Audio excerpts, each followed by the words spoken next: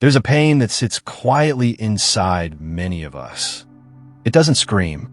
It doesn't demand. It just waits like a forgotten letter on shelf, hoping one day you'll sit with it kindly. Most of us run from pain. We distract. We resist. We numb. Because somewhere along the way, we learn that pain is the enemy.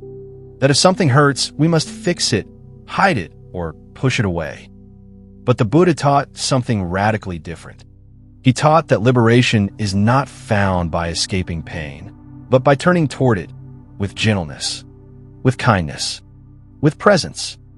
This is the story of how being with what hurts kindly can become the doorway to freedom. Number 1, the habit of resistance. Have you ever noticed what happens when emotional pain arises? Perhaps it's the ache of loneliness, the sting of rejection, the tightness of fear, or the weight of grief. In that moment, something in us contracts. We armor up. We escape into our phones.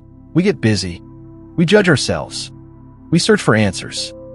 But underneath all of that movement is something simple. We just don't want to feel this. It's not wrong. It's human. Our nervous system is wired to avoid suffering, but avoidance comes at a cost. What we resist persists. What we bury grows in the dark. And the more we run from pain, the more it controls our lives in subtle, invisible ways. This is why the Buddha spoke of dukkha, the unsatisfactoriness of life, not as something to conquer, but to understand. Because only through understanding can there be peace. Number 2, the first noble step, turning toward pain. In the first noble truth, the Buddha didn't say pain might happen. He said it does happen. Birth, aging, loss, disappointment, fear, they are part of the human experience. But the power of this truth isn't in its realism. It's in its invitation. It invites us to stop running, to turn around, and to face what we've been avoiding, not with force, but with kindness. Imagine sitting down beside your pain like you would a crying child, not to analyze it, not to fix it, but simply to say, I see you. I'm here. This simple act, this sacred pause, changes everything. Because the moment you stop fighting what hurts, you begin to heal. Number 3, compassion as medicine. There's a word in Buddhism, Karuna. It means compassion, but not as pity, not as sympathy.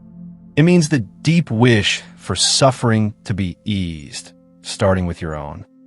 When you hold your pain with Karuna, you stop seeing it as a flaw and begin to see it as a wound, one that simply wants warmth.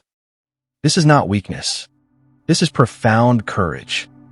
It takes strength to sit with grief, to breathe with fear, to listen to shame and not run. Each time you meet your pain with compassion, you rewrite your inner story. You stop being the one who abandons yourself and become the one who stays. That in itself is healing. Number 4, the myth of fixing yourself. In our modern world, healing often looks like self-improvement. More goals, more control, more fixing. But the Buddha did not teach us to perfect the self. He taught us to see through it. The idea that you must solve your pain in order to be free is just another layer of suffering. Real peace comes not from fixing, but from accepting. Not because you're giving up, but because you're waking up. Waking up to this moment, just as it is. This breath, this hurt, this tenderness. Can you let it be here without trying to change it? Can you bow to it like a wise teacher instead of pushing it away like an enemy? In doing so, the pain softens because it is seen, and what is seen with love begins to transform. Number 5, the practice of sitting with pain. So how do we practice being with what hurts kindly? It begins with presence, noticing the ache, pausing, breathing. You don't need to name it or understand it completely. Just acknowledge it. I see that you're here. I'm not going to run anymore. If it feels too much, place a hand on your heart. Breathe gently. Repeat a phrase like, "May I meet this with kindness. May I be gentle with what hurts. May I stay with myself." This is mindfulness with heart. It's not passive. It's powerful. You're teaching your nervous system that pain is not dangerous, that you are safe, that you're not alone. And over time, this becomes a new habit, one of love, one of wholeness. Number 6, from woundedness to wisdom. Pain held in compassion becomes wisdom. It teaches you about your needs, your longings, your history. But even more than that, it softens your edges. It deepens your empathy. It connects you to all beings. Because when you sit with your own sorrow, you understand the sorrow in others. You no longer judge someone's tears, or mock someone's silence, or rush someone's healing. You know what it feels like to break, and that knowing becomes a bridge. You become less reactive, more patient, more spacious. And in that space, love grows. Number 7, the gentle revolution. In a world that moves fast, that rewards hustle, that glorifies strength, choosing gentleness is revolutionary.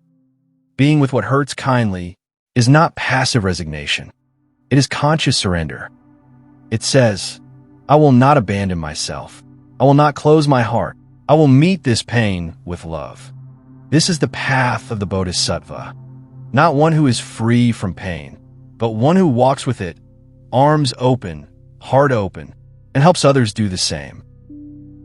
Number 8, your inner refuge. You're not your pain, but pain is part of your path. And when met with kindness, it leads you home. The home inside of you that does not shake, that does not push, that does not judge. This inner refuge is built not by escaping what hurts, but by embracing it softly, by saying, "This too belongs," by letting yourself cry, by letting yourself breathe, by letting yourself be without needing to be fixed. And in doing so, you return to your true nature. Gentle, loving, awake. Number 9, closing reflection, the gift of your pain. So here's a question. What if your pain wasn't a mistake? What if it was a messenger, a gatekeeper, a secret ally? And what if through loving it, you could love yourself? The Buddha once said, "As a mother would protect her only child, even at the risk of her own life, so should one cultivate a boundless heart toward all beings." That includes yourself. That includes the parts of you that hurt. So next time something aches, pause, soften, breathe. Be with what hurts kindly, not to make it go away, but to remind yourself that even in pain, you are still whole, still worthy, still loved. This is the path of peace, not in a world without pain, but in a heart that knows how to hold it gently. May you find that gentleness. May you offer it to yourself, and may you carry it like a candle into the lives of others. You are not alone. You are not broken. You are blooming, even now,